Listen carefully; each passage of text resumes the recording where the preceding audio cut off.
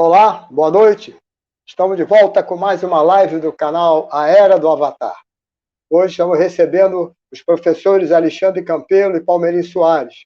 Estão desenvolvendo conosco uma série sobre Yamas e Niyamas de Patanjali, Yoga Sutra de Patanjali.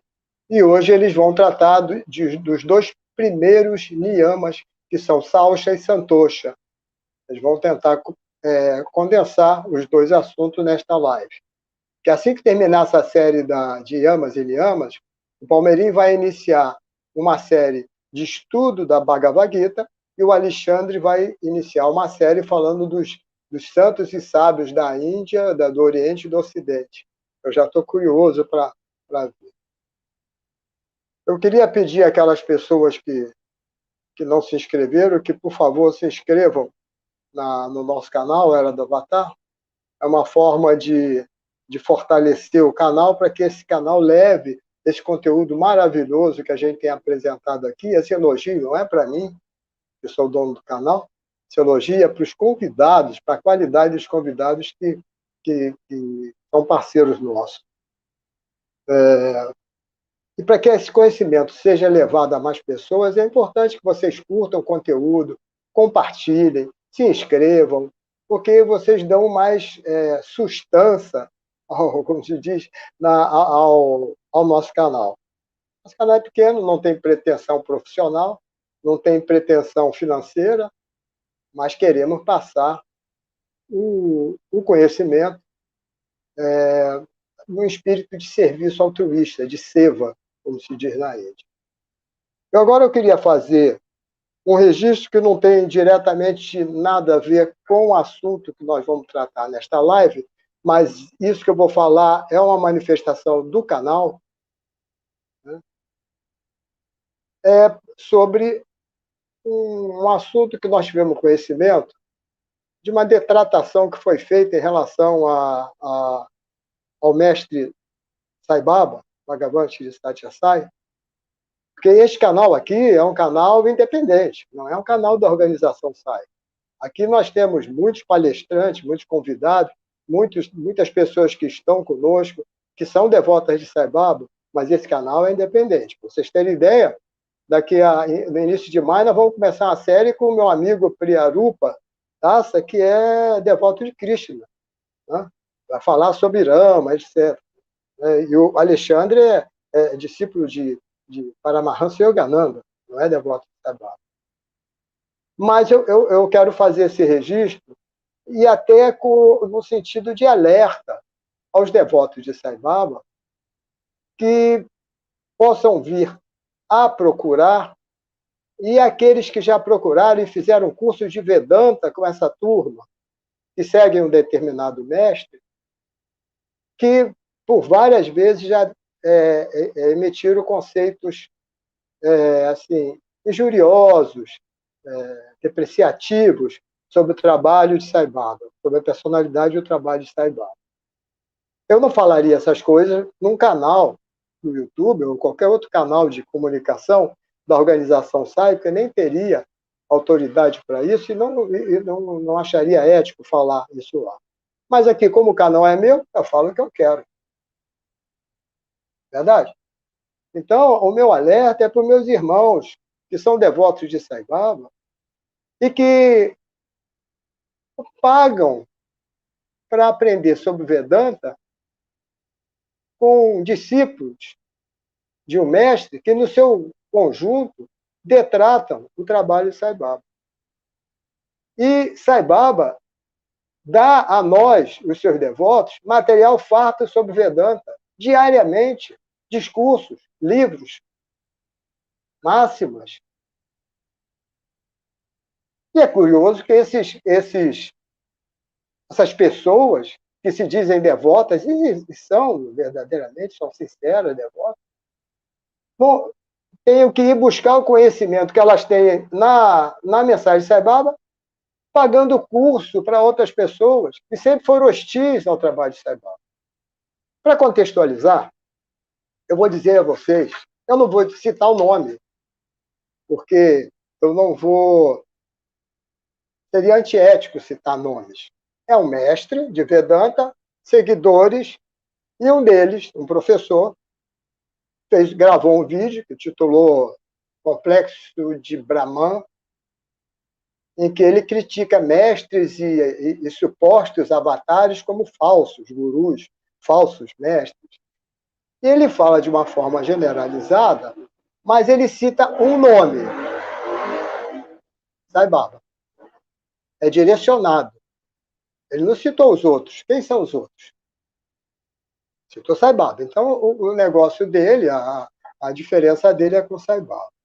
Agora, uma pessoa que se pretenda ensinar Vedanta, são mestres, se consideram mestres de Vedanta, que dão curso, palestras, que cobram por isso, tem um discurso diferente da prática. Porque a prática é prática de difamação, de injúria, de depreciação a respeito do trabalho e da imagem de outra pessoa. Eu vou ler aqui um comentário que eu li no próprio vídeo, que é a confirmação de tudo que ele disse durante o vídeo. Alguém disse assim: você, fulano, cita Sai Baba como falso guru. Fiquei surpresa. E ele responde: olá, disse o nome da pessoa. Obrigado pela mensagem. Sim, infelizmente essas acusações são verdadeiras. Preste atenção nisso. Ele afirma que as acusações são verdadeiras. Portanto, ele deve ter provas disso. Não digo, infelizmente, por ter ficado decepcionado com esse senhor, mas por causa do sofrimento que ele infligiu às suas vítimas. Algumas das acusações provadas contra ele: assassinato, abuso sexual, pedofilia, lavagem de dinheiro e fraude. Ainda faz uma citação que as escolas dele foram todas fechadas na Suécia, devido às denúncias de abuso. Mesmo que houvesse tido abuso nas escolas, como é que ele pode afirmar que Sai Baba orientou e patrocinou o abuso de crianças na Suécia? Quem acusa Jesus pelos desmandos que são feitos por padres e pastores evangélicos? A responsabilidade é do indivíduo, não é do mestre. Mas eu não sei se houve abuso ou não quero entrar nesse mérito. Ele, quando ele afirma que essas afirmações são verdadeiras, ele deveria provar. Eu tenho certeza que a Fundação Sai Baba, que representa o direito da organização no Brasil, não vai interpelá-lo judicialmente por essas palavras. Porque Sai Baba nunca deu confiança para quem o detratava, quem o detratou e quem o detrata. Mas ele poderia ser interpelado, porque injúria e difamação são passíveis de interpelação judicial.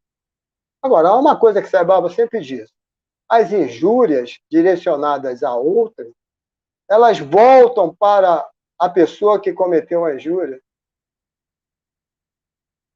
Voltam e o mal que ele pretendeu para o outro vem para ele. Então, ele já recebeu o pagamento, eles têm recebido o pagamento por essas injúrias.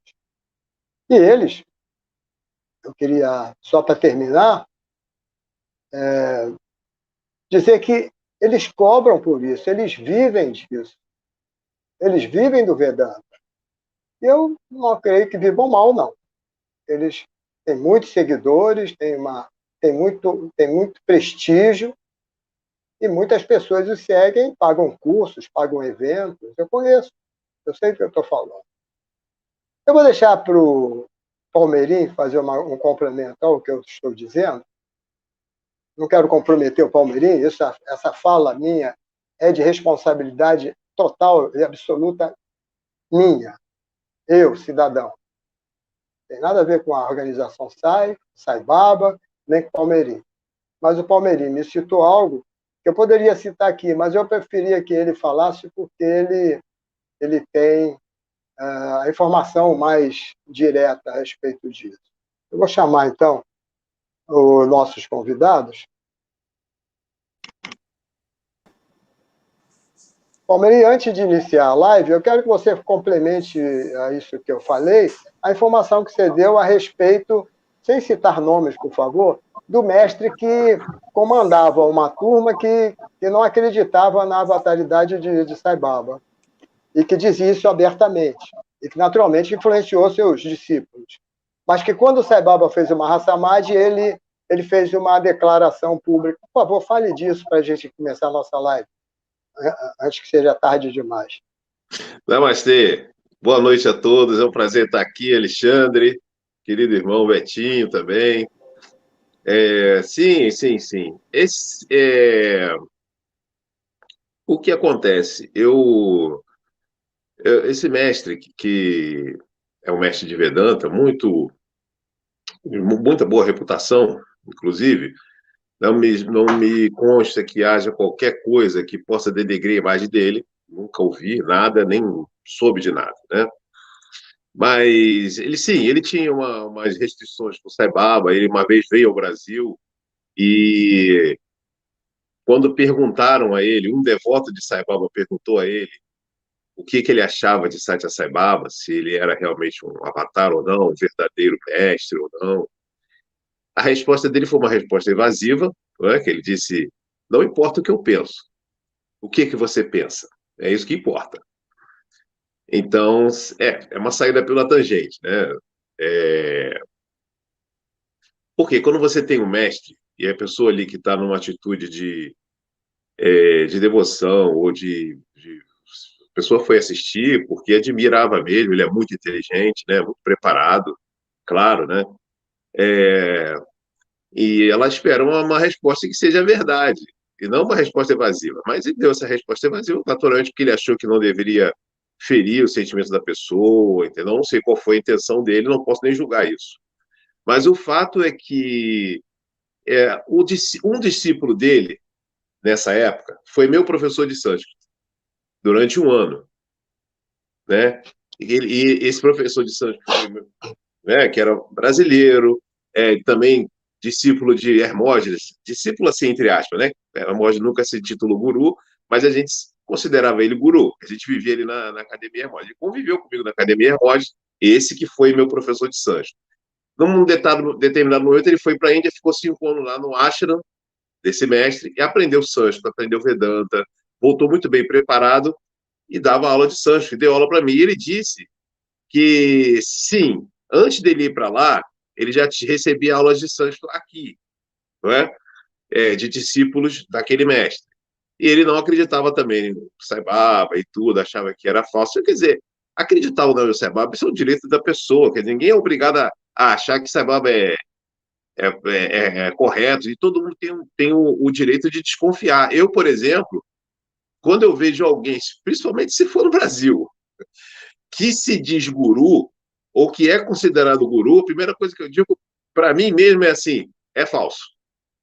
Eu nunca parto do princípio eu parto do princípio que é falso. Eu não posso ter certeza, mas eu já parto desse princípio porque eu já conheço isso, né? Eu tenho.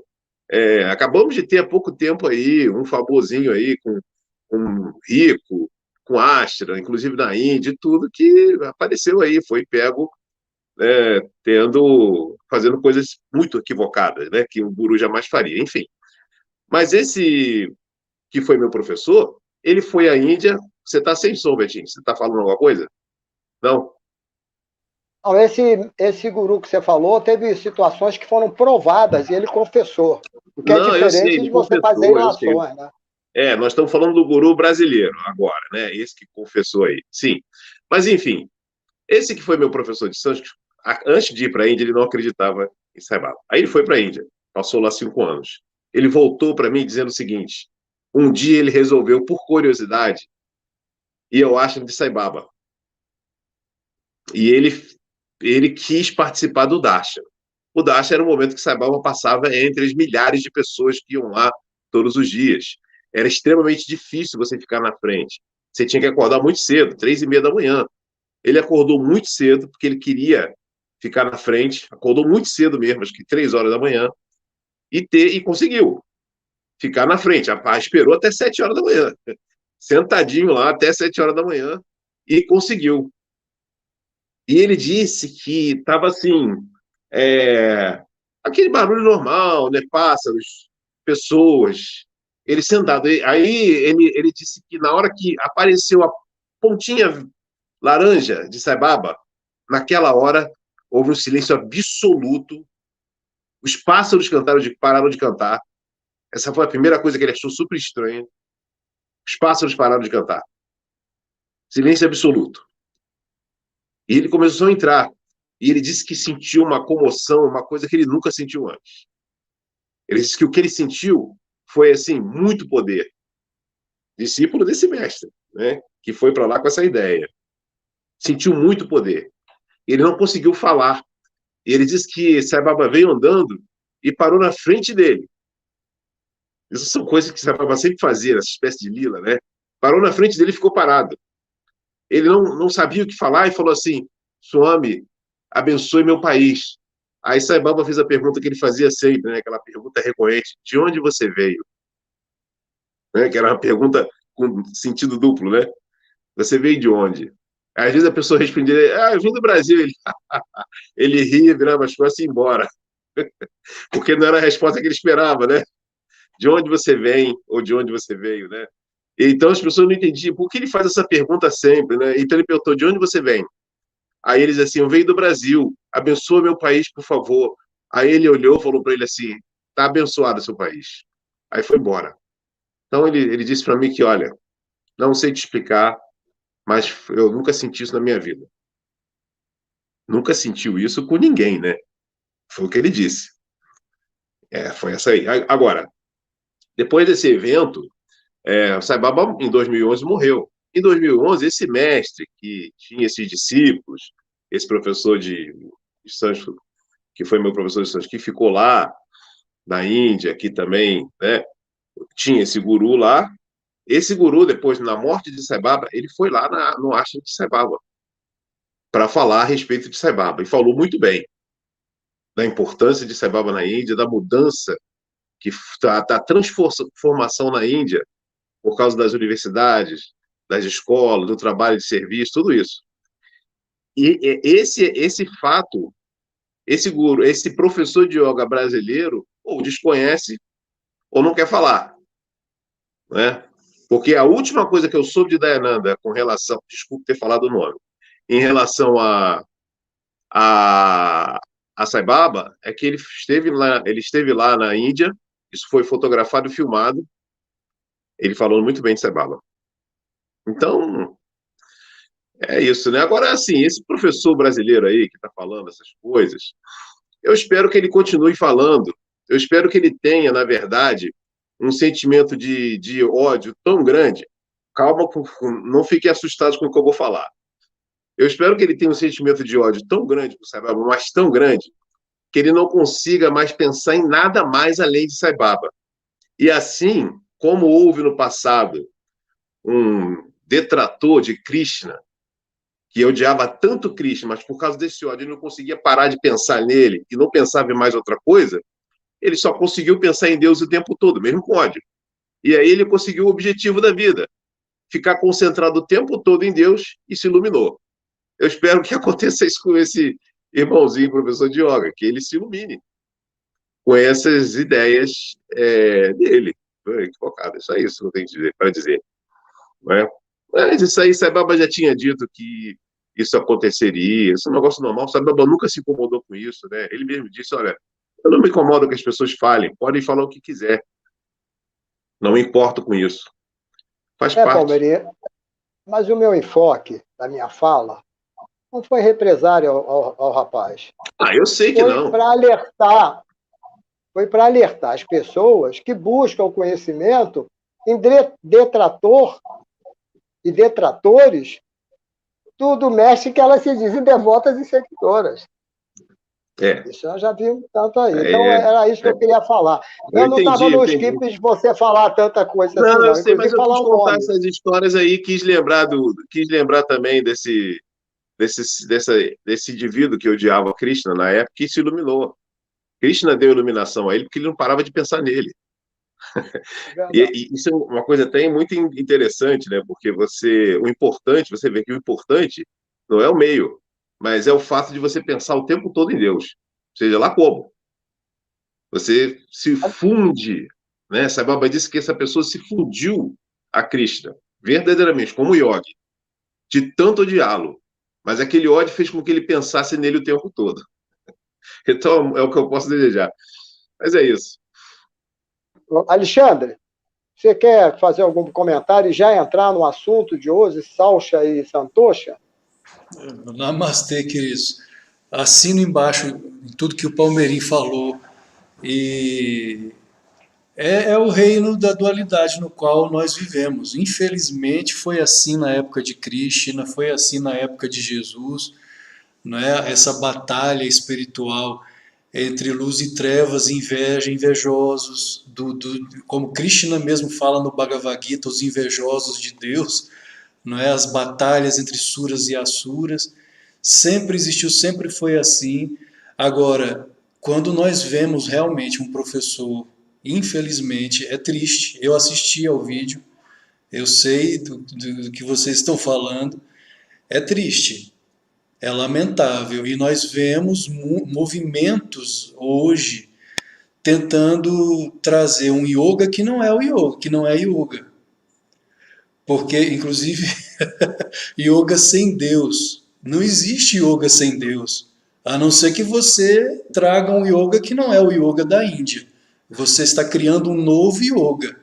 Inclusive, eu tenho um vídeo no meu canal da Rede Yoga Book que yoga sem Deus é pássaro sem asas. Ele não voa. É o yoga ateu, né? Já criaram até esse termo, yoga ateu. Se você cria o termo yoga ateu, é porque você sabe que o yoga autêntico, o yoga real, o yoga verdadeiro não é ateu. Senão você não criaria esse termo yoga ateu. Então existe essa vertente hoje, inclusive de querer nivelar, que eu acho que foi o que o nosso irmão quis fazer no vídeo dele, de querer nivelar todo mundo, de que não existe guru, que não existe avatar, que todos nós somos avatares. Meu Deus, se eu. Ou Se então todos nós. vai fazer que nem um certo intelectual da educação brasileira que diz que não existe professor nem aluno, ninguém ensina nada, todo mundo está aprendendo junto. Isso aí, então, quer dizer que Arjuna e os avatares, não, os avatares, Krishna, está aprendendo junto com Arjuna. Ele não tem nada para ensinar, deve ser isso. Ou seja, nós todos já somos iluminados, não é necessário fazer nada. Você não precisa se esforçar, você já é um iluminado. Talvez o Alexandre seja, já tem até uma luz aqui, ó. Aqui, ó, colocar a cabeça, eu já sou um iluminado, preciso fazer mais nada. Não é assim. Eu gostaria muito que fosse assim, mas a realidade não é essa. O que os mestres nos ensinam é que nós precisamos sim do esforço, até mesmo na visão do monismo, você não vai despertar sem o esforço, sem o mérito kármico, punya karma, né? E a pessoa que comete o erro, ela está em demérito kármico, a punya karma. Ou então a pessoa que comete o erro e a que não comete o erro, você pode colocar ambas lado a lado e elas estão no mesmo nível, não existe nenhuma diferença, não existe nenhuma hierarquia, ou seja, é você querer acabar com todo tipo de hierarquia. Mas o yoga autêntico, o yoga original, é claro, ao afirmar que existe sim uma diferença entre o ser humano e um animal, por exemplo. Yogananda, ele deixa claro que quando eu falo Paramahansa Yogananda, eu não estou falando que só ele falou isso.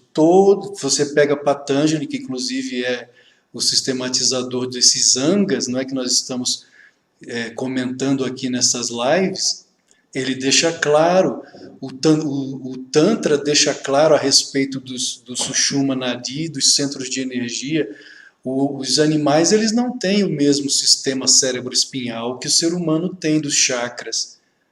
O animal, em nenhum texto sagrado, em nenhum verdadeiro mestre, vai afirmar que um animal é capaz de chegar ao êxtase, ao samadhi, como o ser humano, porque o ser humano tem o sistema cérebro-espinhal que o animal ainda não tem.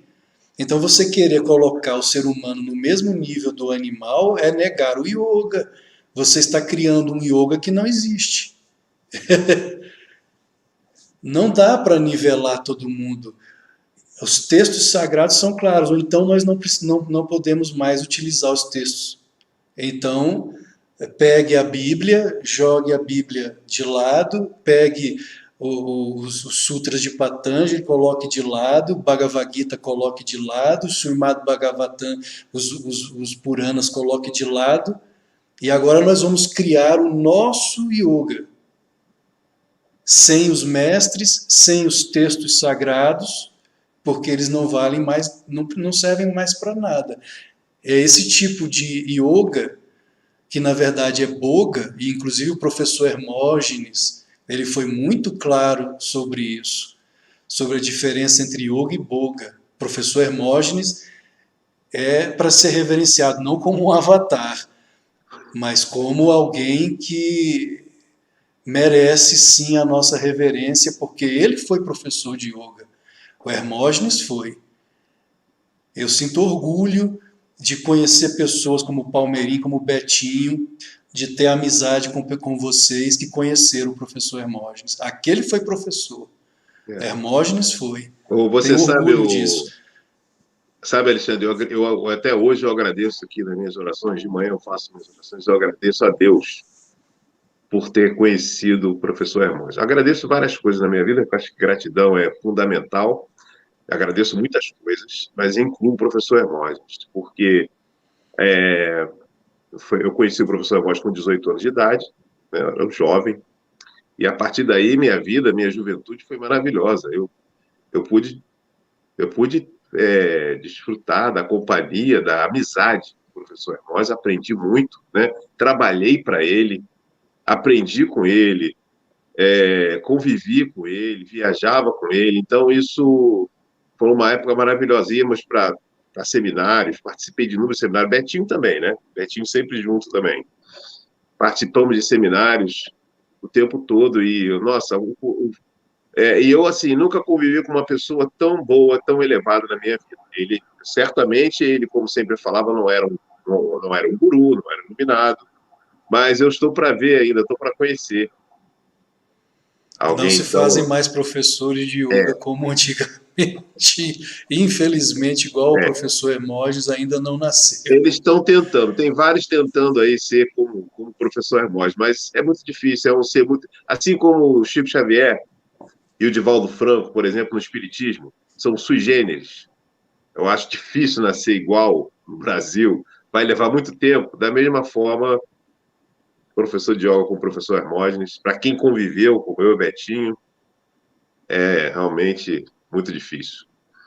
E É. ele Irmão, deixou bem vamos claro. entrar, vamos entrar no assunto da Boa live? ideia. Não, as pessoas que vieram saber sobre Salcha e Santoshi vão ficar frustradas. É Os verdade. caras só falam disso. Peço desculpas aí ao pessoal, porque nós entramos nesse assunto porque gastamos mais tempo do que devíamos. Tranquilo, Foi um mas desabafo. olha, não foi tão ruim, não. De qualquer forma, a gente sempre pode associar qualquer coisa espiritual com qualquer evento, na verdade. Né? Sempre é possível. Então, Verdade. a gente vai falar sobre os niyamas, que já falamos sobre os yamas, a rimsa, que é a não violência, aquela coisa toda que vocês já sabem, para falar bem rápido aqui. Agora vamos falar sobre o niyama.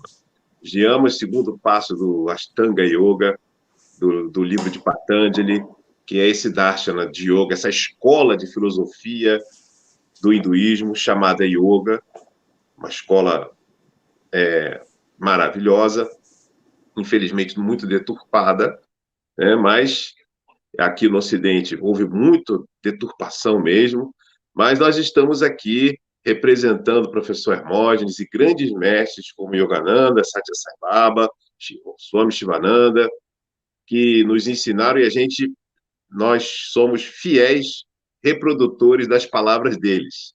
Nós mesmo não somos iluminados, nós sabemos disso. Mas eu, por exemplo, há 40 anos estudo esses mestres. Então, a gente faz questão de falar a verdade e de não deturpar esse conhecimento divino que é o yoga. Patanjali foi aquele que codificou através de alguns aforismos, né, pequenos, todo o sistema de yoga. Nós não vamos falar sobre isso, mas enfim, ali ele divide, ele ensina o Ashtanga Yoga, que são em 8 passos, e começa com yamas, né? Que nós já falamos, e agora são os niyamas. Niyamas são algumas observâncias que a gente deve fazer sempre no nosso dia a dia. Manter o corpo puro e a mente também, pureza interna, externa, né? Procurar estar feliz, aconteça o que acontecer, santosha, essa é a segunda coisa, né? São coisas que nós temos que prestar atenção. Preste atenção à limpeza do seu corpo, preste atenção à limpeza da sua mente, preste atenção sobre o seu estado emocional. Você está feliz? Você está insatisfeito? Né? Qual é a causa disso? Estar insatisfeito é um sinal que não é bom, né? E a gente precisa prestar atenção e fazer alguma coisa em relação a isso. Patanjali está chamando atenção sobre isso. Preste atenção também a respeito de algumas práticas que você deve fazer, que são consideradas, às vezes, mortificação ou coisas, uma autotortura, mas não são bem assim se são feitas de maneira equilibrada. Isso se chama tapas ou penitências, que é um terceiro niyama, que a gente não vai falar hoje. Depois tem Swadhyaya, que é o estudo das escrituras, ou estudo, ou se voltar para dentro para buscar a luz. Busque a luz dentro de você ou fora de você, mas busque a luz num guru, num livro ou dentro de você. Você tem que fazer isso. Isso é Swadhyaya. E, finalmente, Ishvara Pranidhana, que é a entrega a Deus. Vamos falar sobre tudo isso. Hoje, só pureza, que é Socha, e Santosha, que é felicidade ou contentamento. Então, passo a palavra para o meu irmão querido, irmão Alexandre. Nós colocamos como uma tradução de Santosha imediatamente aceitação. Foi bom, eu gostei da aceitação. A palavra contentamento, ela cabe, mas como... Por quê? Porque contentamento significa que você está contente, não é triste. Sim, eu me contentei, aí tá tristezinho. Não, você está contente. O sentido verdadeiro seria esse, né? Mas como aqui existe essa confusão, você fala, você se contentou, então é melhor mesmo também... Que a aceitação pressupõe que a pessoa aceitou, ponto final. Aceitou,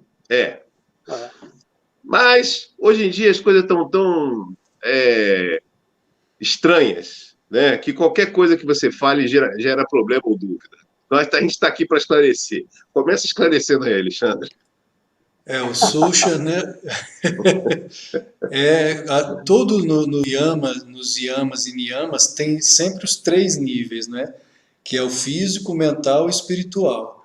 Então, o Socha é a limpeza, é a pureza do corpo, ou seja, você tem que tomar banho, tem que se assear, tem que tirar as impurezas do corpo físico, principalmente, inclusive, antes da meditação.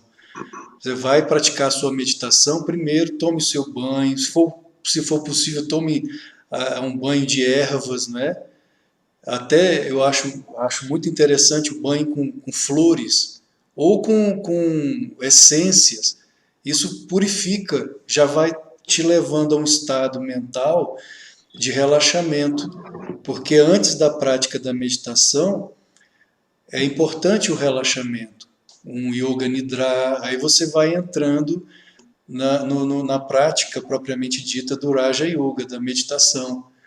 Então a pureza do corpo, tomar pelo menos 3, se possível, 4 banhos, lugares mais quentes. Eu já morei em Teresina, inclusive a minha esposa é de lá, Teresina no Piauí, lá é muito quente, mas muito quente.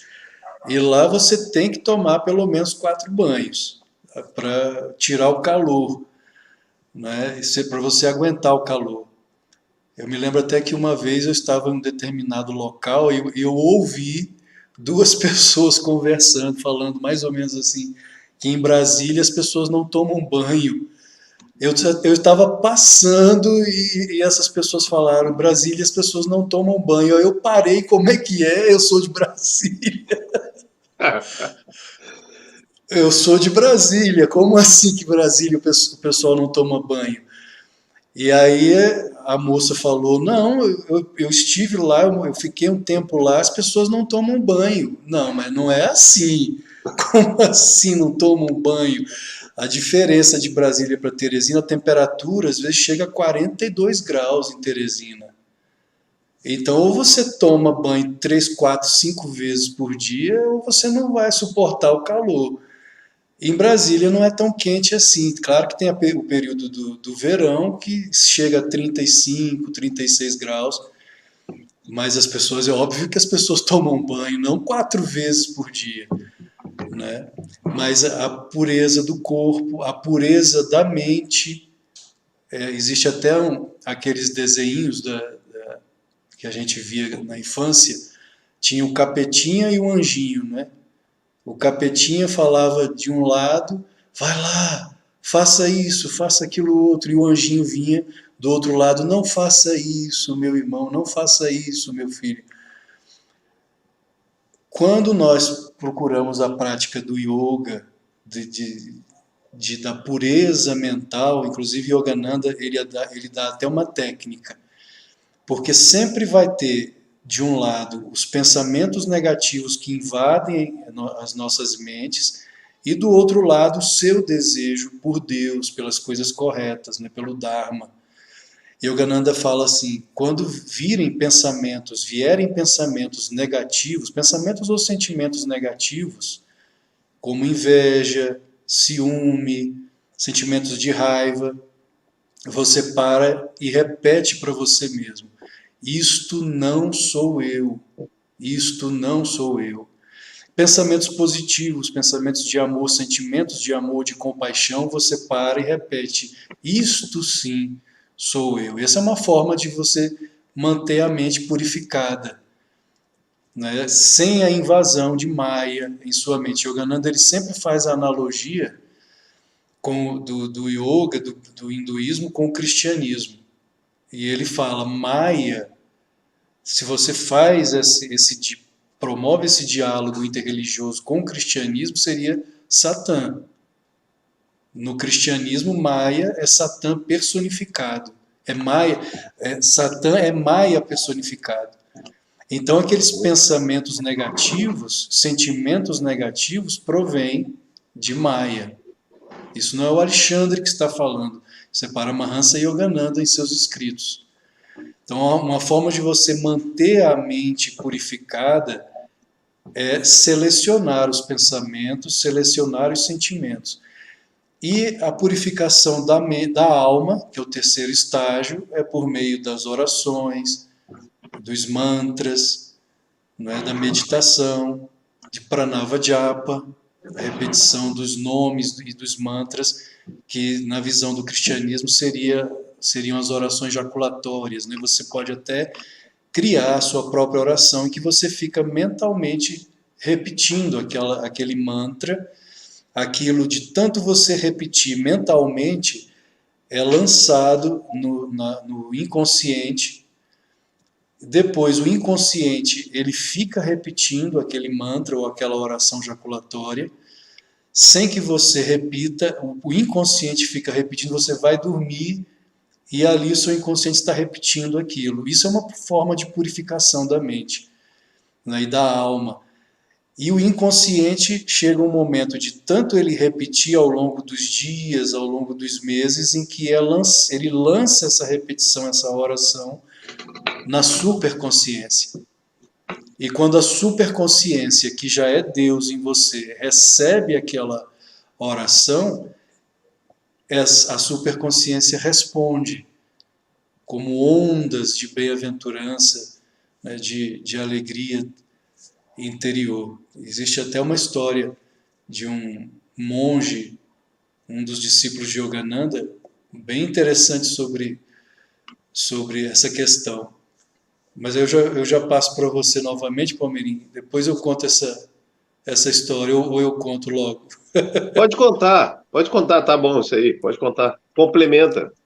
Na época em que Yogananda ainda estava vivo, né, estava encarnado, vivo não, encarnado, né, porque vivo todos os avatares estão, né, todos os mestres estão. É. Quando ele estava encarnado, havia um discípulo, era o Bhaktananda. E ele, por ele mesmo, ele começou a praticar o Pranava Japa. Ele visualizava, ele disse que visualizava no coração, como se o coração tivesse uma boquinha. E o coração dele ficava mentalmente repetindo: Meu Deus, eu te amo, meu guru, eu te amo, meu Deus, eu te amo. Isso é uma purificação da mente, é uma purificação da alma. Pranava Japa: Meu Deus, eu te amo, meu guru, eu te amo, meu Deus, sem que ninguém ouvisse, só no silêncio do coração, repetindo mentalmente isso.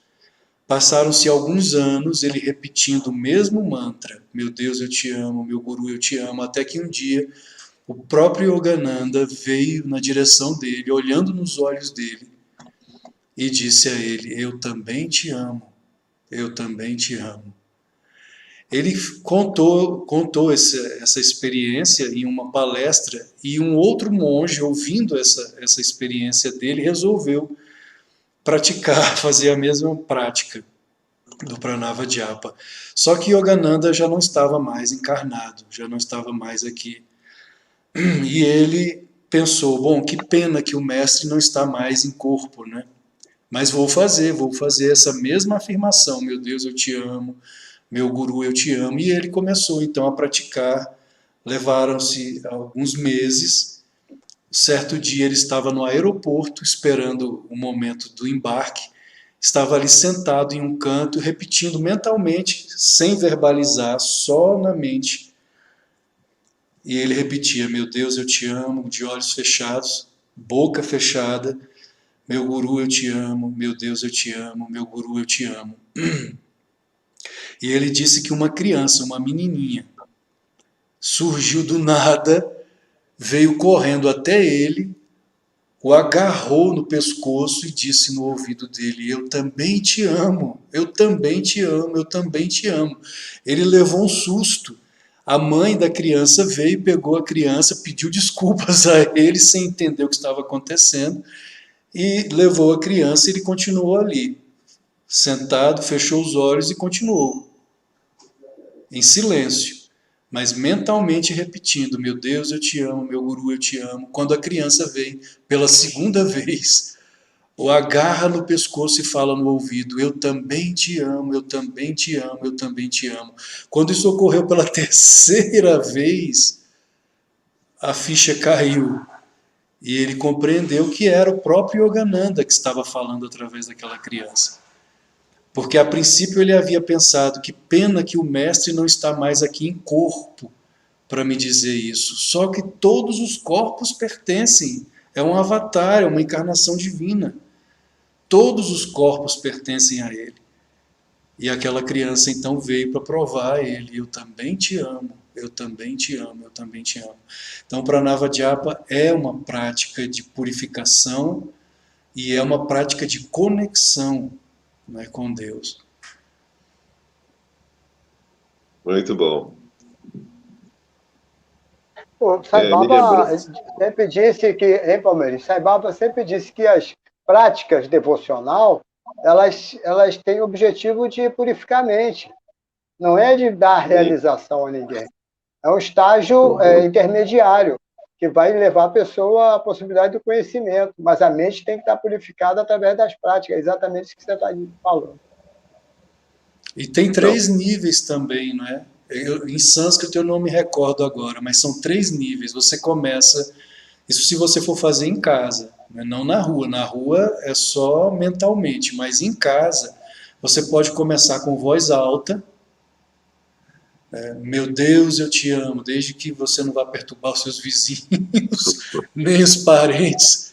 Meu Deus, eu te amo, meu guru, eu te amo. Claro que eu estou dando um exemplo. Você pode criar outras repetições, outras fórmulas. Meu Deus, eu te amo, meu guru, eu te amo. E você vai baixando o volume. Meu Deus, eu te amo, meu guru, eu te amo, até se tornar um sussurro. Meu sussurro. Deus, eu te amo, sussurrando, e até chegar apenas ao mental, em que você Isso. já não pronuncia mais nada, apenas mentalmente. Então são 3 níveis, né, do Pranava Japa. É assim. Existe também o Likita Japa, que você escreve ele, né? Você pode escrever em silêncio, pode fazer nada, concentração absoluta e fica escrevendo. Se chama Likita Japa. Shivananda falava muito sobre esses três aí, né? Quando você está repetindo Japa, por exemplo, que você pode falar nesses três livros. Mas é interessante o Betinho ter falado isso daí, que Sai Baba, ele realmente ele fala assim, olha, você fazer puja, cantar bhajas, isso purifica você, mas não significa que você é, vai conseguir se iluminar porque fez isso, né? Nem significa que você vai evoluir espiritualmente. Você pode ficar parado, você pode ficar parado do ponto de vista espiritual na sua evolução, não evoluir espiritualmente, mesmo fazendo essas práticas. Essas práticas servem para purificar a mente, não é?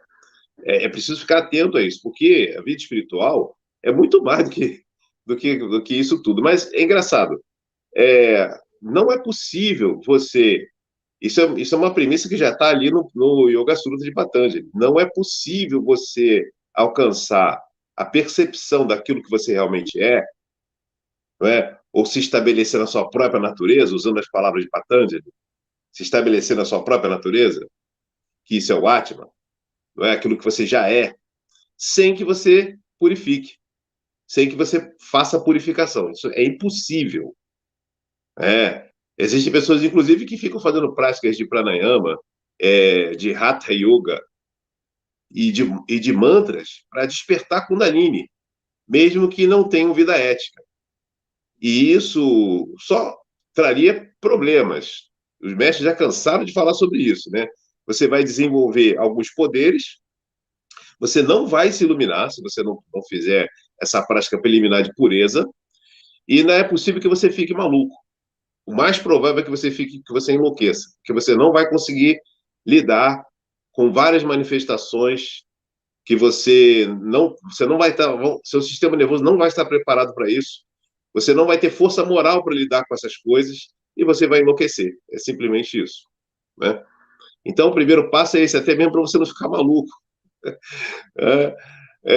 Claro que isso é um extremo. Se a pessoa que ficar querendo dar uma de aprendiz de feiticeiro, querendo desenvolver poderes ou querendo alcançar o samadhi, fazendo essas práticas sem passar pelos preliminares, que é exatamente a purificação, não vai conseguir e ainda vai conseguir um efeito, na verdade, bem adverso.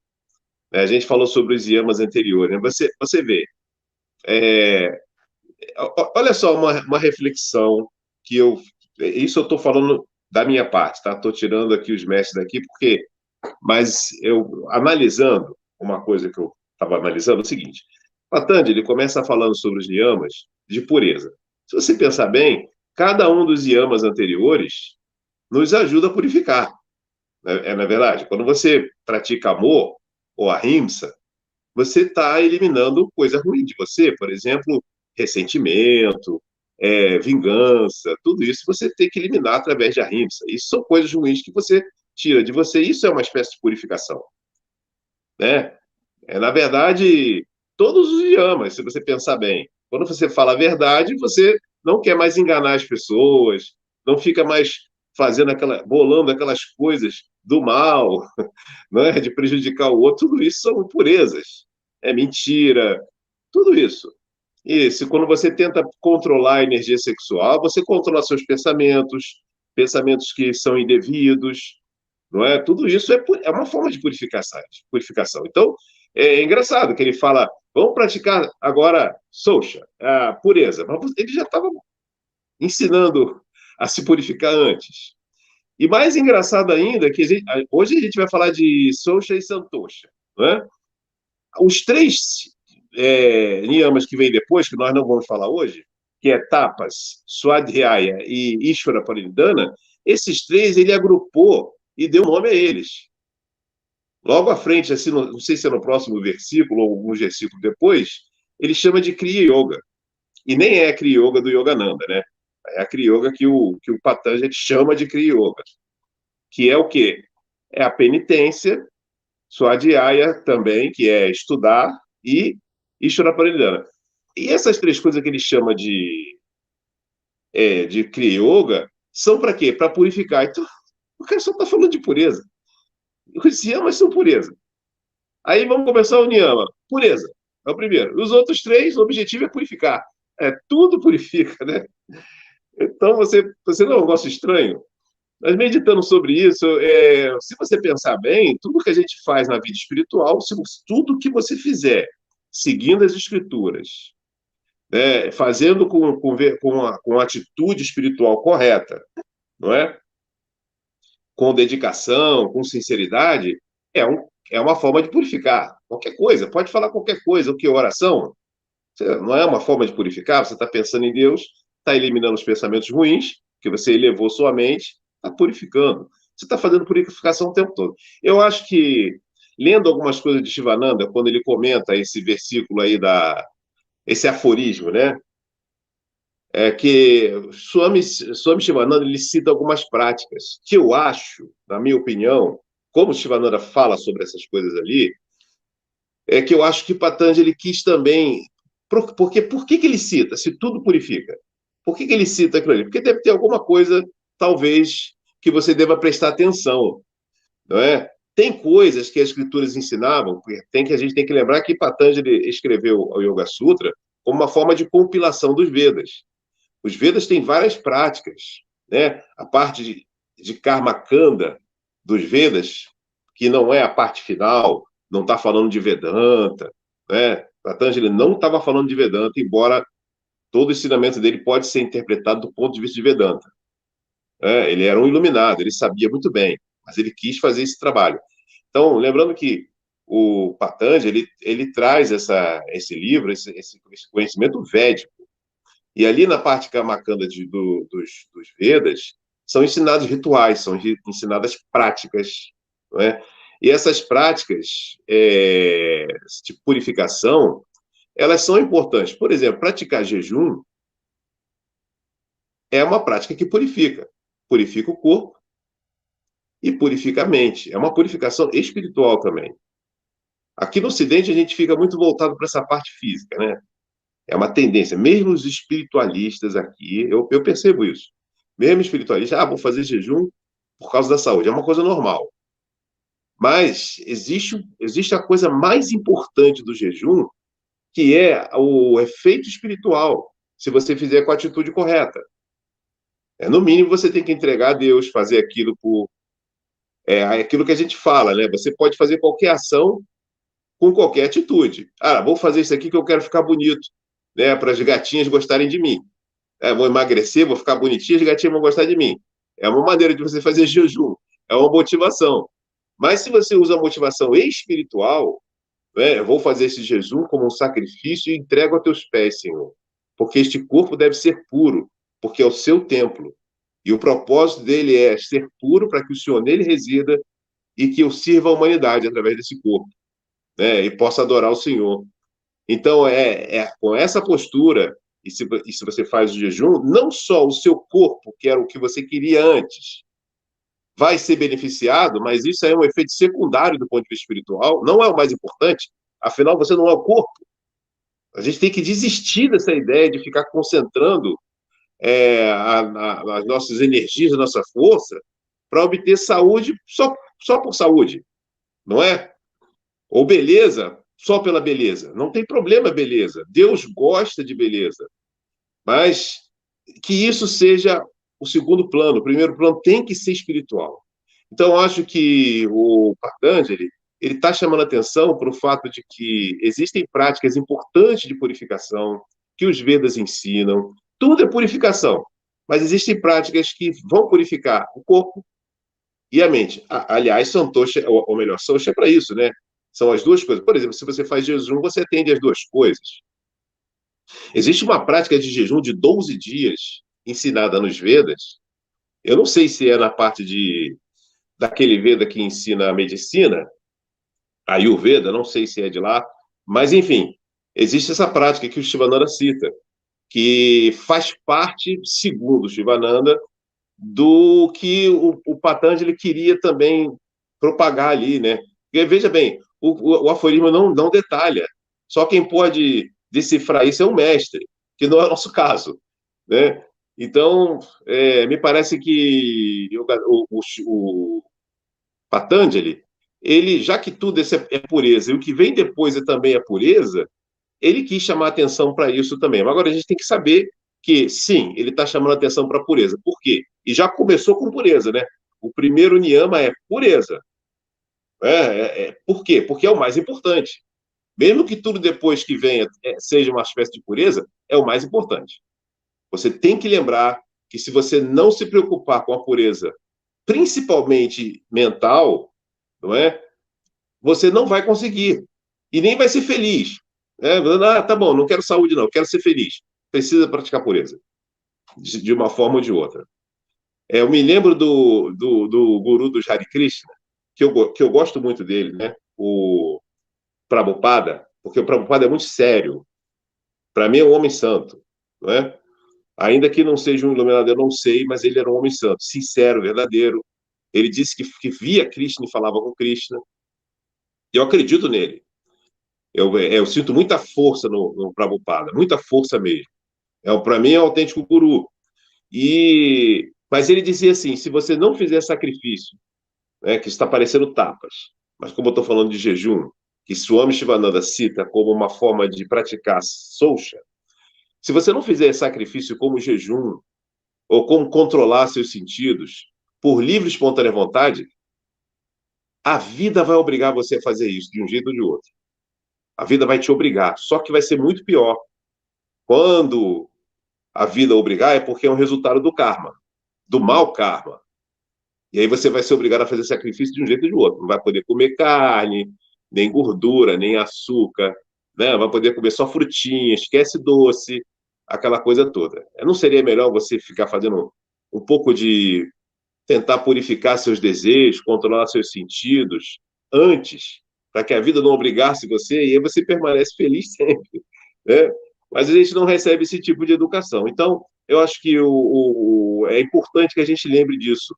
O tempo todo, nós temos que nos preocupar com isso. Quando falamos, não fale coisas que são impuras. Por exemplo, calão, né? Palavrão. Sababa chamava atenção sobre isso. E Shivananda fala isso também. Use palavras boas. Quando você usa certas palavras, você não só evoca um pensamento ruim na pessoa, isso já gera um karma, e também cria em você um sulco mental de repetição de algo que não é puro. Então, se você quer pureza, purifique tudo. Purifique. Sababa tem um pensamento que é assim, né? Pense o que é bom. Fale o que é bom. Ouça o que é bom. Veja o que é bom. Sinta o que é bom. Então, isso é uma forma de purificar. Através dos sentidos, nós purificamos o nosso ser. Então, nós temos que saber usar nossos sentidos, vendo o que é bom. Evite ver cenas que não são boas, que evocam pensamentos ruins, ou que vão te prejudicar espiritualmente. Na televisão, né? Evite discutir coisas que elevam, ou que tornam você irritado, ou agitado, ou que agitam as pessoas, né? Isso prejudica a sua paz interior. E quando você estremece a paz interior, você não consegue. Você se afasta do seu ser essencial, que é paz. E é uma forma de impureza, de um jeito ou de outro, né? Então a gente tem que estar o tempo todo pensando nisso. O Shivananda fala, inclusive, que ele acredita que Patanjali quis dizer, inclusive, que você deve procurar evitar pessoas que falam coisas ruins, porque isso é uma forma de você se contaminar, né? Dependendo do nível que você está, evidentemente. Um mestre não precisa se preocupar com isso, uma pessoa muito avançada. Mas, basicamente, é isso. Acho que a gente já falou bastante de Socha. Eu não sei se o Alexandre quer falar ainda sobre isso, já quer passar para o outro assunto. Tem um comentário aqui antes. Tem um comentário da Sandra. Ah, desculpa, eu não vi. A prática de Hatha Yoga também é muito purificadora, sem que percebamos isso, sim, sem dúvida nenhuma. A yoga, Hatha Yoga em si, por si só, já purifica o corpo, e se feita com a atitude correta, não é? Com concentração, com o objetivo divino, sim, vai purificar a mente e vai ajudar você na vida espiritual. O problema é que hoje em dia Já há muitos anos eu vejo isso, né? Eu trabalhei com yoga, com professores de yoga, com tudo isso, né? E vi muita coisa ruim, errada. Um professor de yoga deveria o tempo todo ficar emitindo, repetindo, na minha opinião. Era o que eu fazia quando dava aula de yoga. Eu ficava repetindo o mantra o tempo todo. Ficava repetindo Gayatri, ou fazendo Om. Quando as pessoas deitavam para fazer o relaxamento, o tempo todo ali eu orava, Senhor, derrame tua graça sobre essas pessoas. Que elas tenham paz agora. Que elas daqui saiam com saúde perfeita, física e mental. Que tenham serenidade. Abençoe, derrame sua graça. Eu vi uma luz rosa caindo sobre isso. Você tem que ser o tempo todo. A prática de yoga é uma coisa sagrada. Não é uma brincadeirinha. Não é para o professor ficar, ah, que bonitinho, seus pés são tão lindos, ah, que cabelo lindo, que batom bonito. Isso não é prática disso, não é aula de yoga, né? A yoga você tem que, isso é a minha opinião. Eu tenho certeza que eu estou certo, tá? Desculpe, mas jamais viria um professor verdadeiro de yoga, um mestre. Você imagina o Yogananda falando essas besteirinhas que eu já cansei de ver na minha vida, né? Falando esse tipo de besteira numa aula de yoga? Não. Não é para você ser sisudo. Todo mestre é alegre. Use alegria sim, mas alegria pura. Pureza, soxa. Né? Sem maldade. Sem mais intenções ou segundas intenções. Isso acontece muito, infelizmente, né? Por quê? Porque o aluno ele tem que sentir que há pureza. Saindo do professor, ele tem que, mesmo que ele não perceba literalmente, mesmo que ele não perceba isso, mas ele vai sentir isso de uma forma ou de outra. E se o professor orienta você também para que, enquanto faz a postura, você se concentra, repita um mantra, não é? E o professor tem essa postura de respeito e total pureza, então, sim, tem um efeito purificador para o corpo e para a mente, e espiritualmente. Senão, não tem. É preciso ter muito cuidado com o tipo de aula de yoga que você tem. Muito cuidado com o tipo de professor, tudo isso. Pode falar. Ô, Palmeirinho, inclusive você tocou em um ponto fundamental, né? Porque todos esses angas, eles não estão aí como se fossem uma espécie de regra que você tem que seguir sem nenhum sentido. Não. Todos os pontos, todos os angas, todos os passos dos sutras, eles estão aí justamente como metas, como uma seta apontando o caminho para quê? Para a felicidade. Você quer realmente encontrar a felicidade interior, né, a bem-aventurança interna, que é a felicidade que vemos nos lábios dos santos, dos iluminados, então siga esse caminho. Porque todos esses angas, na verdade, constituem pedras para você seguir. Pedras no sentido de você poder caminhar sobre eles. Você falou, você chegou a falar nesse sentido, de que e não como se fosse algo que, ai meu Deus, eu tenho que fazer isso. Como se fosse algo pesado, eu tenho que fazer isso. Não, você não tem que fazer isso, você faz se você deseja alcançar a bem-aventurança. Ananda, se você não deseja alcançar a bem-aventurança, que é a felicidade interior, porque a verdadeira felicidade ela não é externa, ela é interna, ela nunca vai ser externa, ela é sempre interna. Seja você rico, seja você pobre. Inclusive, eu prefiro Santosha como contentamento. Eu Sim, prefiro mais como contentamento. é isso mesmo. É que o Betinho fez isso aí porque há uma tendência de achar que ele está se contentando com tudo. Existe essa ideia, né?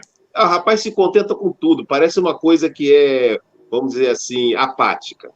Né? Ou então a pessoa não faz o esforço. Ela se contenta ao invés de procurar melhorar. Esse tipo de coisa, né? A ideia é que a aceitação, ela parte do princípio da compreensão do porquê que você está aceitando.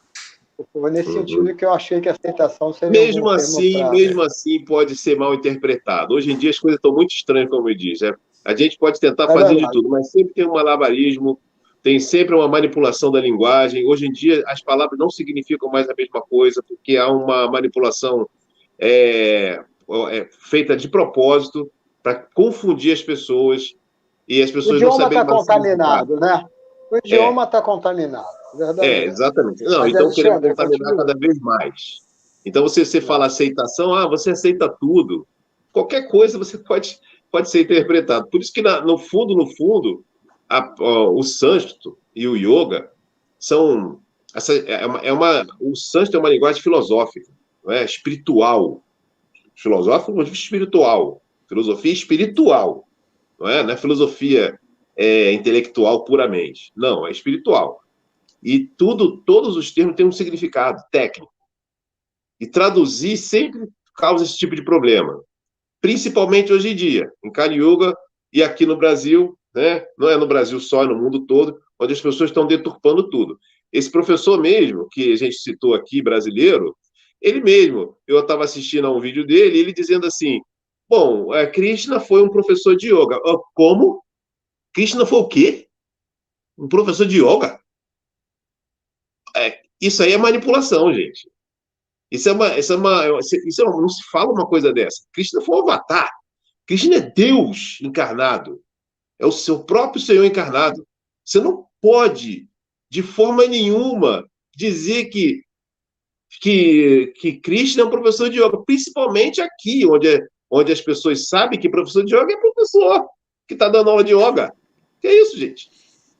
Vê se pode um negócio desse. Agora, por que ele fala isso? Eu não vou aqui julgar a pessoa, mas para você ver o que acontece com a manipulação das palavras, né? Você fala, ele é professor de yoga, assim como eu, talvez, porque eu sou um professor de yoga, Krishna é um professor de yoga, né? Somos professores de yoga, não é verdade? Então, não sei se, não estou dizendo que é isso, mas, poxa, vamos dar o nome certo às coisas certas. E aqui, como a gente está traduzindo, por isso a gente explica, baseado no que os mestres verdadeiros, os iluminados, não nós. Por isso a gente sempre cita os mestres aqui. Outra característica é você não ficar. Você só cita você mesmo, né? Não tem esse sujeito assim, né, no Facebook, só cita ele mesmo. É sempre os pensamentos lindos e maravilhosos dele. É brincadeira, não, gente. Então é Vamos isso. deixar o Alexandre complementar, que nós interrompemos ele.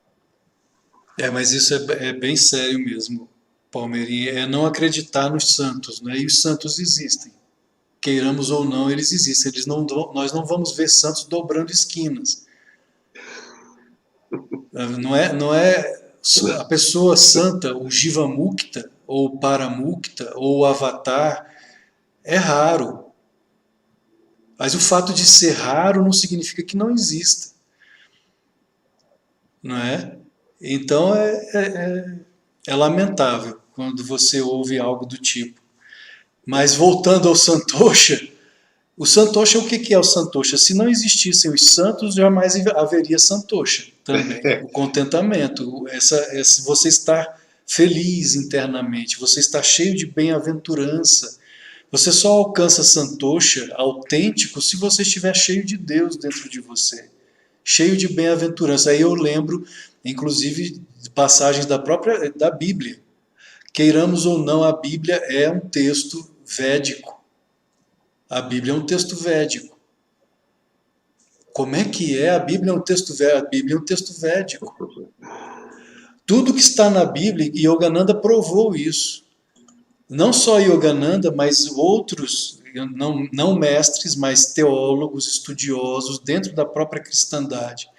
Bada Griffiths, Thomas Merton, William Johnson, John Mann, são monges beneditinos, trapistas, dentro da própria Igreja Católica, que promoveram esse diálogo entre yoga, budismo, cristianismo, e eles mostraram que, no final das contas, tudo que Jesus ensinou vem do Oriente, vem dos Vedas, vem do Vedanta, vem do Yoga, vem também do budismo. O que Jesus ensinou é oriental, é um conhecimento que vem do Oriente. E aí você pega ali Lucas, os primeiros capítulos de Lucas, em que ele fala sobre o nascimento de João Batista, que desde o ventre da mãe, desde o ventre de Isabel, ele estava cheio do Espírito Santo. Estar cheio do Espírito Santo significa estar, dentro da visão do yoga, cheio de ananda, cheio de bem-aventurança, desde o ventre da mãe. E isso é, de certa forma, santosha. Desde o ventre da mãe ele estava bem-aventurado, ele já nasceu bem-aventurado, como nós vamos ver também na vida de Ananda Maimá, a mãe saturada de beatitude do século XX. Yogananda esteve com ela desde o nascimento. Inclusive a mãe dela dizia que quando ela nasceu ela não chorou. E ela pequenininha dizia à mãe, mas por que eu deveria chorar se ao nascer eu estava olhando para o movimento das árvores, o movimento das folhas das árvores e a luz do sol pelas frestas da janela ao nascer, ou seja, totalmente consciente, totalmente bem-aventurada, cheia de santosha, né, de felicidade interna. Ah, isso não é para mim. Alguns dizem isso não é para mim. Bom, então, se você afirma isso, você não está no sadhana. Se você afirma que a bem-aventurança, que a santidade, que o yoga, porque o objetivo do yoga é esse, o objetivo do yoga não é outro. Se você afirma que isso não é para você, que você é pecador e ponto final, e vai continuar sendo pecador, isso não nega a autenticidade do yoga. Isso só mostra que você realmente não quer seguir o sadhana. Porque ninguém dentro do yoga está obrigando você a se tornar um santo em uma única existência. Mas esse é o caminho do yoga. Esse é o alvo. O alvo do yoga é esse. Você não consegue chegar lá nessa vida porque você tem muito, ainda está com a aura muito pesada. Não importa, o objetivo do yoga é esse, o alvo do yoga é esse. É igual a história de Arjuna. Não é? Quando Drona pede os outros alunos queriam saber por que Arjuna era o preferido de Drona, o professor de arco e flecha. E ele vai, então, chama todos os alunos para mostrar por que Arjuna era o preferido.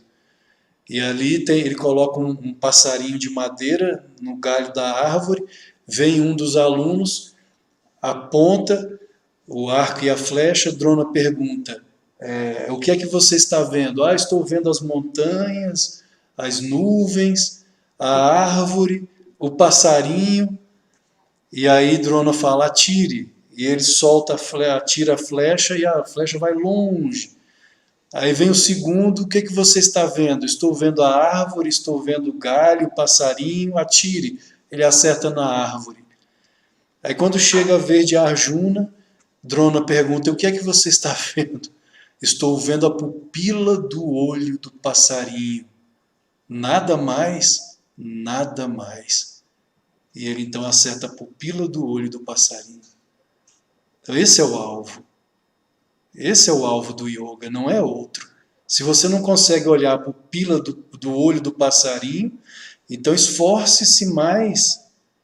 Mas dizer que você não é capaz, então você não está querendo realmente seguir o sadhana. Mas o santosha é esse contentamento interno, é essa bem-aventurança que você não vai alcançar, que nenhum de nós vai alcançar sem esforço. E não é uma vez por semana, é diário, é todos os dias, é o tempo todo. Ah, mas eu sou uma pessoa preguiçosa.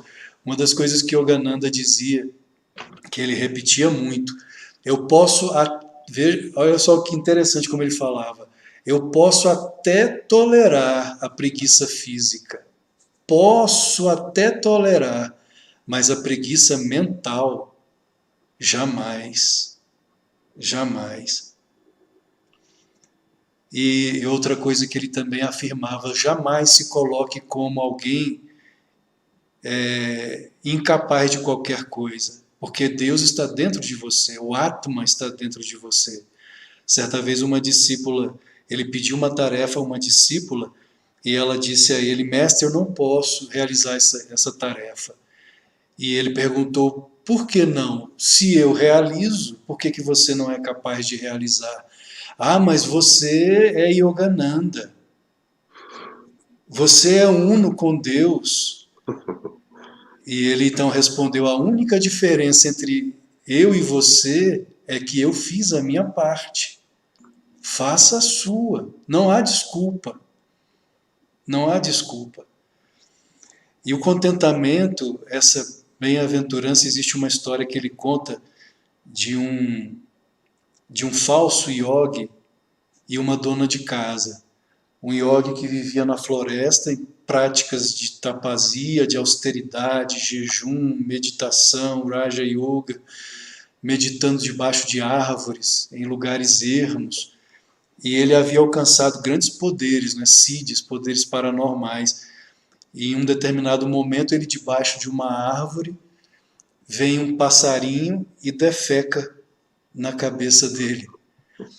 E ele fica furioso com o passarinho e pelos poderes que ele possuía, ele fulmina o passarinho com um raio que ele lança do Kutastha Chaitanya, né, do olho espiritual, ele fulmina o passarinho. E dali ele, todo orgulhoso, todo vaidoso, sai para a cidade para pedir comida, pedir um prato para esmolar, pedir um prato de comida, e bate em uma residência, e uma senhora simples, humilde, atende ele, pede que ele espere um pouquinho, que ela vai buscar o que ele desejava, que era o prato de comida, e ela demora, demora. E nisso ele começa a ficar zangado, chateado com a demora, e começa a pensar, ela não sabe quem sou eu. Ela não sabe quem sou eu, ela não sabe o que eu fiz com o passarinho na floresta. Ela não conhece os meus poderes. E na hora que ele pensa isso, a porta se abre, ela vem, olha nos olhos dele e diz: sim, eu sei quem você é. E eu sei o que você fez com o pobre passarinho na floresta. Ele fica assustado com aquilo. Como você sabe disso? Como você sabe o que eu fiz com o passarinho na floresta? E ela responde a ele: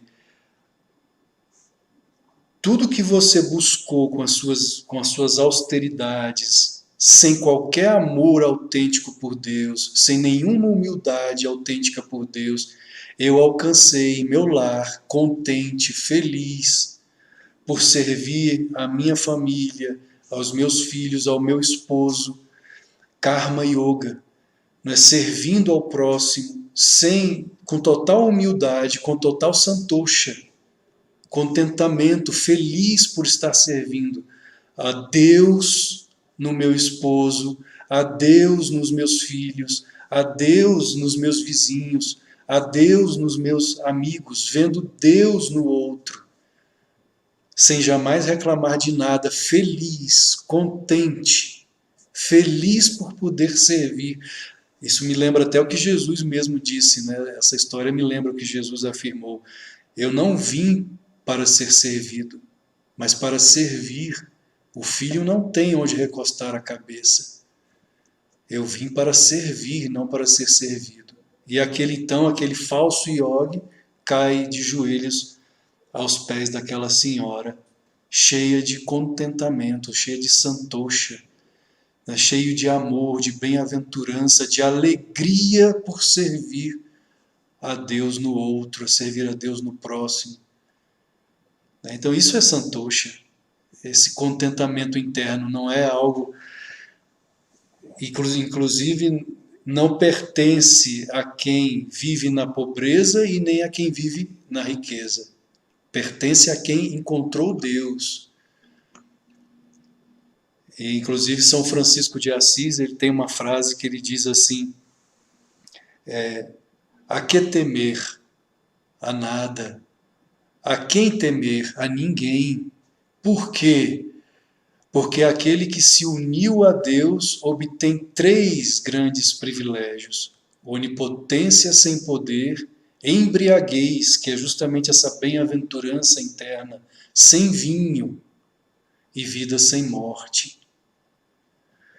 Yogananda teve 2 discípulos que ele considerava que eram verdadeiramente siddhas, né, bem-aventurados, e eram tão evoluídos. Um foi Rajarsi Janakananda, e o outro discípulo foi uma mulher, foi Gyana Mata. Gyana, sabedoria, Mata, mãe de sabedoria.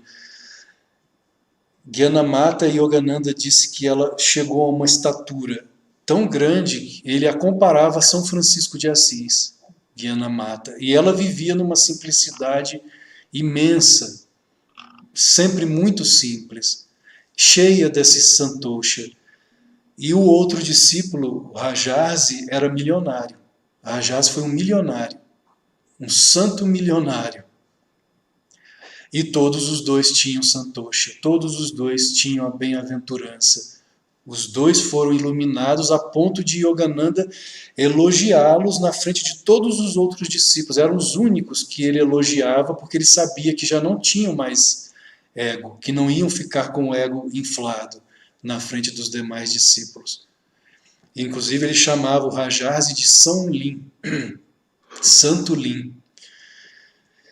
Rajarsi, quando entrou em êxtase pela primeira vez, quando ele entrou em samadhi pela primeira vez, ele mesmo ficou surpreso, porque ele disse: eu não entrei na luz. Ele percebeu que ele já estava na luz. Mas a humildade dele, mesmo sendo um milionário, era tanta. Inclusive os discípulos próximos diziam: ele é um homem que tem posse, que tem dinheiro, e não é pouco, mas ele anda de forma muito simples. Ele não tinha realmente apego a nada. Muito simples. Da mesma forma Gyanamata. Muito, muito simples, muito humilde, sem apego a ela mesma. Sem nenhum apego a ela mesma, mas cheia de força de vontade, de volição, que é uma coisa que é fundamental no sadhana, na nossa busca espiritual. Sem essa força de vontade, você não realiza Deus. É uma das coisas que Yogananda fala nas primeiras lições dele, a importância da força de vontade para superar todos os obstáculos, todas as adversidades. Nós somos leões e leoas de Deus. E ele dizia: riam das adversidades. Vocês são Atma.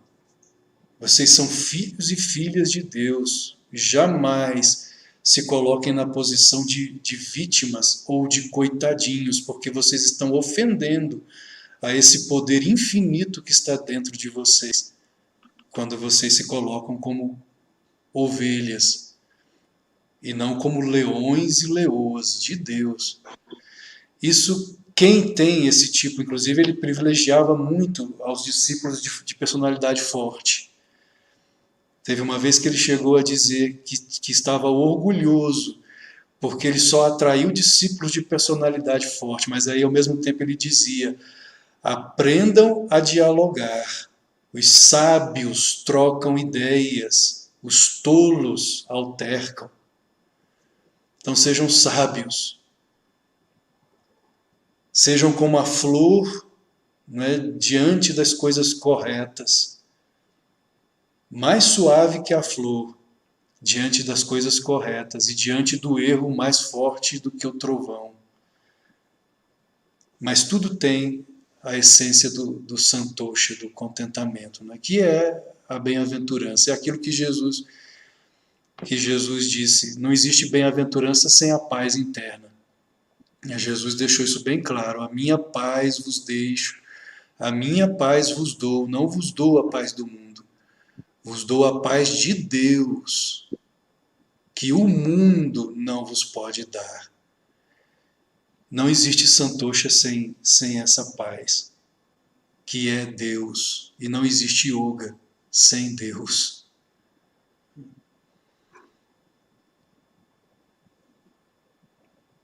É isso mesmo. Muito bem. Isso mesmo. E Jesus falou sobre aquela paz que supera todo entendimento, né? Toda compreensão. Essa paz que a gente não entende. Essa paz, na verdade, a que Jesus se referia e que está diretamente ligada a Santosha, é uma paz que veio da fé absoluta em Deus, da fé no Atma, da fé de que você é um ser divino, você não é o corpo. E que as coisas que acontecem com o seu corpo, as coisas que acontecem no mundo material, elas não são reais e não têm efeito nenhum sobre aquilo que você realmente é.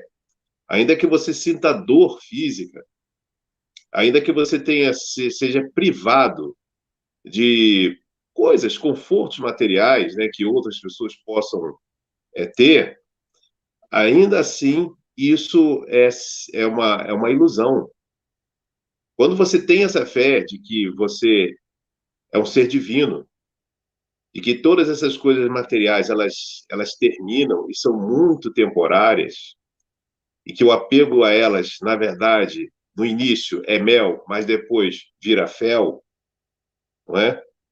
Quando você tem essa fé, quando você já compreendeu mais ainda do que fé, você compreendeu isso pela própria experiência nessa vida, em vidas anteriores, você tranquilamente aceita, renuncia, né, e não se revolta.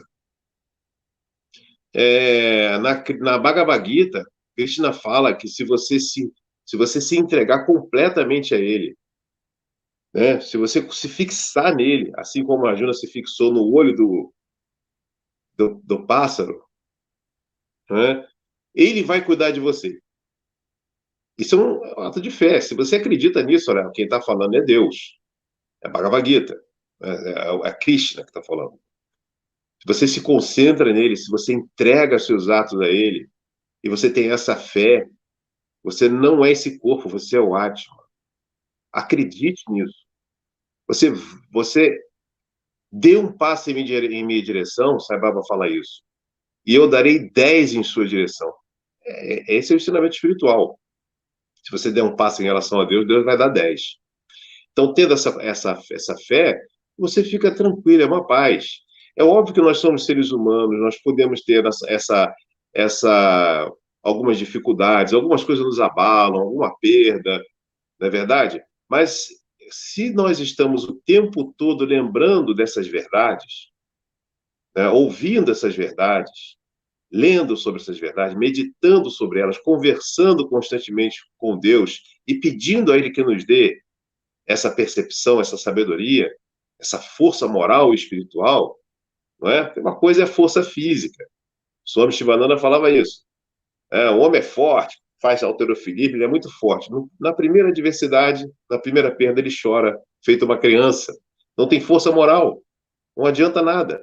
Quer dizer, é preciso se convencer de um jeito ou de outro que não adianta você ter força moral, ou melhor, força física. Não é isso o mais importante. Porque é importante você ter essa percepção, porque ainda que você perca toda a sua força física, ainda que você esteja numa cama, doente, sem poder caminhar, por exemplo, se você tiver essa força moral interna, essa fé de que você não quer o corpo, que isso aqui é um teatro, não é? Aí, isso vai dar a você uma força tão grande que ninguém vai entender. É a paz que supera toda a compreensão. Veja, não é uma atitude covarde, Santosha. Não é uma atitude covarde. É uma atitude de muita maturidade espiritual. Você aprendeu o que muitos não aprenderam. Você passou milhares de vidas dando tanta atenção às coisas materiais e não deu certo, porque até hoje você sofre. Né? E você, então, aprendeu com a sua experiência, aprendeu com a prática espiritual, que é importantíssima, percebeu com a sua experiência, porque você pratica, quando você se dedica a Deus, certamente haverá momentos na sua vida que você vai perceber que Deus está com você. Eu sinto a presença de Deus na minha vida. Você vai dizer isso. Eu sinto que Deus me protege. Deus me livrou agora. Eu sinto que a presença de Deus está cuidando de mim. E Ele faz isso realmente. Mas isso requer prática. Precisa que a gente sempre faça isso. A fé, o amor a Deus, o contentamento vem com a prática espiritual. E com essa maturidade você adquire esse equilíbrio, essa equanimidade diante das dificuldades. No capítulo 12 da Bhagavad Gita, Krishna fala assim, Arjuna, se você fixe sua mente completamente em mim, totalmente. Se você não conseguir fazer isso, então faça a prática de meditação. Sente-se e pratique meditação. Se essa disciplina for muito difícil para você, então sirva as pessoas sem desejar o resultado das ações, porque isso vai fazer com que você, oferecendo as suas ações a mim e vendo a mim no próximo, isso vai fazer com que você pense em mim.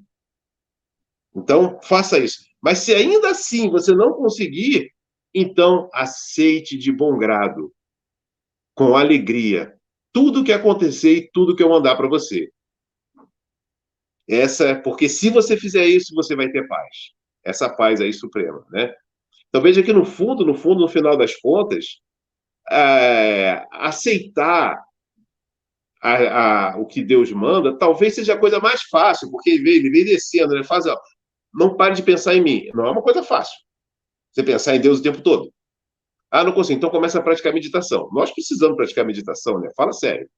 Para eu ter concentração, eu preciso praticar meditação. Tem que sentar e praticar meditação. Mas se isso for difícil, então tá bom, você não consegue se concentrar. Vai servir, mas sirva com a atitude correta. Que você está servindo a Deus. Pense em Deus enquanto está servindo. Poxa, tá, tirei você da disciplina de sentar e fazer meditação. Vai trabalhar com a atitude correta. Mas se ainda assim for difícil, então tá bom. Mas agora tudo que acontece, Senhor, essa é a sua vontade. O Senhor sabe tudo. Eu confio no Senhor, eu sei que isso é para mim, para o meu bem. Mesmo que eu não entenda, eu sei. Isso é um ato de fé, é um contentamento, e isso vai trazer paz. Isso é o que Cristo afirma na Bhagavad Gita. Talvez seja a prática mais fácil, né? Nada em vida espiritual é absolutamente fácil. Mas assim, como o professor Hermógenes costumava dizer, tudo que é fácil não vale a pena. Se é fácil, ele falava assim, se é fácil, não vale a pena. Não vai valer a pena. Então, veja, Santosha não é uma atitude covarde, não é uma atitude, não, é uma atitude madura, é uma atitude espiritual de alguém que já percebeu a verdade, que sente a verdade, que sente a presença de Deus. É algo superior. E que nós temos que buscar isso. Quando o Patanjali fala isso, é para que a gente procure sentir isso. O Sai Baba dizia assim, ó, seja feliz. Eu lembro que quando o professor Hermógenes, a última vez que o professor Hermógenes foi à Índia, ele foi com a esposa dele, Maria. Na última vez que ele foi à Índia, ele não queria ir. Olha, eu trabalhava na Academia Hermógenes nessa época, eu era um menino, tinha 18 anos de idade, né? E o professor Hermógenes falei, Maria, não vamos mais não, chega, já fomos muitas vezes, você já recebeu a gente. Assim, ir à Índia com o professor Hermógenes era a garantia certa de ser chamado para entrevista, né? Porque Sai Baba fazia questão, quando tinha o grupo com o Hermógenes ali, gol. O gol dele é vá para a minha sala de entrevista. Aí ele dava entrevista, materializava docinho, falava com todo mundo. Então, o professor Hermógenes já tinha passado por isso várias vezes. O professor Hermógenes não queria ir. Ele falou, chega, Sai Baba, da última vez ele já não me deu tanta atenção assim, acho que isso é uma mensagem. Ele falou isso para mim, no almoço, onde estava eu, ele e a Maria. Sai Baba já não me deu tanta atenção. Isso, para mim, é uma resposta clara de que ele não quer que eu volte. Olha só o que o professor Hermógenes estava dizendo. Ele não quer que eu volte. Mas a Maria insistiu. Falou assim, não, nós temos que ir, nós vamos sim. Maria, eu vi isso no almoço, gente. Era no Genaro. Lembra do Genaro, Betinho? Um local que a gente almoçava ali. Buenos Aires. Tá? Isso, Buenos Aires, ali no Rio de Janeiro. Aí, resultado, eles foram à Índia. Maria foi atropelada na frente do ashram por um caminhão, né? O professor Hermógenes ficou assim, assustado, quando ele pegou ela, foi pegar a Maria, ela estava saindo sangue por todos os poros, tudo. E ela ficou no hospital não sei quantos dias. Quando eles voltaram do hospital, o professor Hermógenes falou assim, bom, eu vou no ashram. Maria estava numa cadeira de roda, essa foto existe até hoje, tá? Ela na cadeira de roda depois desse acidente. E tem a foto de Sai Baba entrando no darshan e vindo direto, passou por todo mundo. Ele não fez o que ele fazia sempre, que era vinha, parava, falava com um, recebia uma carta, materializava vibhuti, as cinzas. Não, ele veio direto. Parou na frente do professor Hermógenes e disse assim, seja feliz. Aí o professor Hermógenes sentiu aquilo, Sai Baba saiu, foi dar o darshan. Só falou isso para ele, seja feliz. E o professor Hermógenes contou essa história para a gente muitas vezes, né? Que o Sai Baba estava dizendo para ele, seja feliz independente de qualquer coisa, seja feliz, não fique triste, não fique abalado. E Sai Baba uma vez comentou que quando ele diz isso, é porque ele falava muito isso, né? Seja feliz, seja feliz. Uma vez, ele, no discurso, ele disse assim: olha só, muita gente pensa que quando eu falo isso, seja feliz, eu penso, seja feliz. Não, isso é uma ordem que eu estou dando a vocês. Vocês têm que ser felizes. E isso é Santosha, você tem que ser feliz. Não estou feliz, tem que ser feliz. Peça a Deus para cuidar de você, para te dar alegria, para que você seja uma pessoa feliz. Não ser feliz é um indício de que a vida espiritual não está boa, que você precisa se ligar mais a Deus, de um jeito ou de outro. Faça meditação. Não pode fazer meditação? Sirva as pessoas. Não pode servir? Aceite tudo. Porque essa aceitação não significa não posso fazer mais nada. Então, não. Significa que você amadureceu, você entendeu que tudo é para o bem. E isso vai dar uma satisfação e uma felicidade que supera todo entendimento. Basicamente é isso, né? Tem muito mais coisas de Santosha, mas a gente já passou do tempo aí, eu acho. Tem tudo mais coisas, só não tem muito tempo, né? Porque já estamos com 1h35, se bem que nós gastamos muito tempo falando daquele caso desagradável, mas que se impunha a falar em nome do canal, não da live de hoje de vocês. E eu peço até desculpa a vocês por ter puxado esse assunto, de certa forma, contaminando aí a live, mas certas coisas precisam ser ditas, certos alertas precisam ser feitos. Pelo menos aquelas pessoas assim mais inocentes que acreditam que o bem está em todo lugar, né? Sababa diz, veja o bem no mal, mas não quer dizer que não existe o mal. É isso mesmo. Eu disse uma vez, aqui, por exemplo, eu estou dando esse discurso para vocês, tem 24 ladrões aqui, nesse momento agora. Eles vieram aqui para roubar vocês. Então fiquem alertas. Não pensem que todas as pessoas são boazinhas, bonitinhas. Não, aqui, ele falou, nesse momento tem 24 ladrões aqui. Vieram aqui só para roubar vocês. Alexandre, você quer complementar? Vocês querem se despedir já?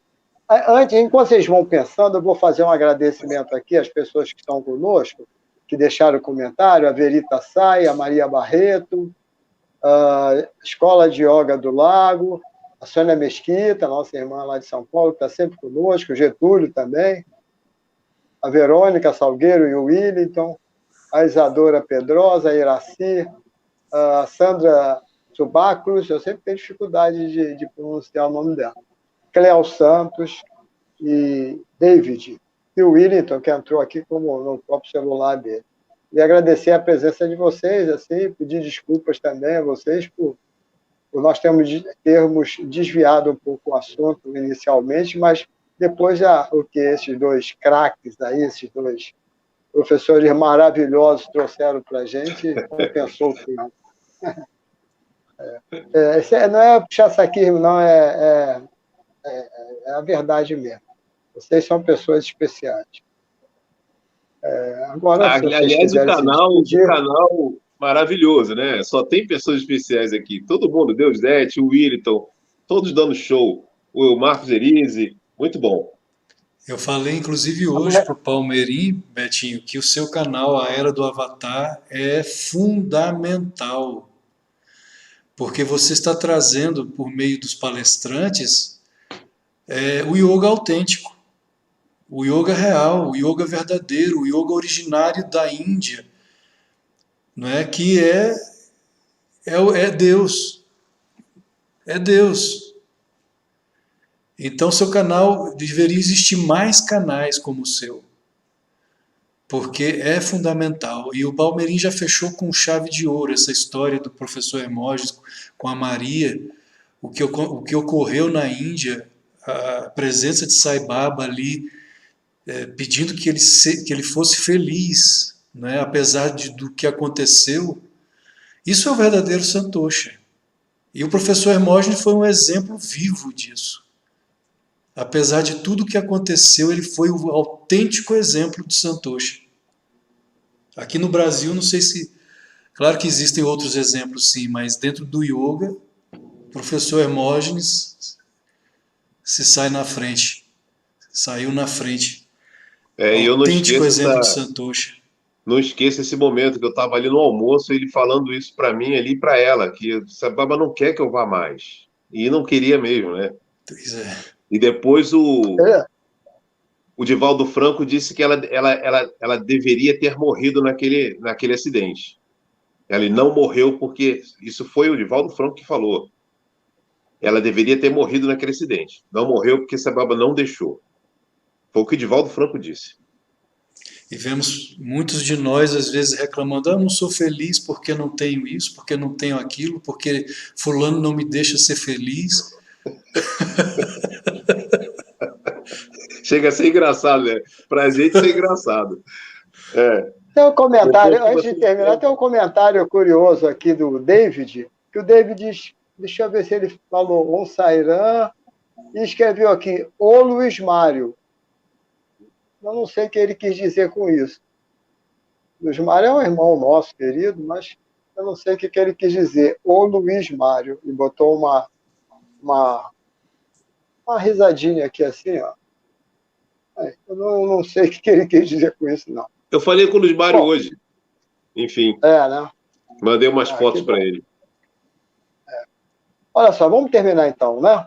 Vamos nos despedir do pessoal. Quero lembrar que amanhã nós vamos ter às 20 horas neste canal uma live com o Carlos Henrique Viardi, que está fazendo o estudo do Evangelho à luz do Yoga. A gente faz isso aqui de outras formas. O Alexandre, por exemplo, faz isso frequentemente, elucidar situações do yoga à luz do cristianismo e vice-versa, do cristianismo à luz do yoga. Mas o Carlos Henrique vai fazer um trabalho específico sobre isso. Então, amanhã às 20 horas, não percam, compartilhem e convidem seus amigos. Bom, até amanhã, aos meus irmãos professores, muito obrigado, mais uma vez. Obrigado Namastê. a vocês. Gratidão, namastê. E o trabalho de vocês é muito divino mesmo, é divino. Muito divino é pleonástico, é divino. Namastê. Namastê, Bom Sairam. Boa noite. Boa noite, namastê.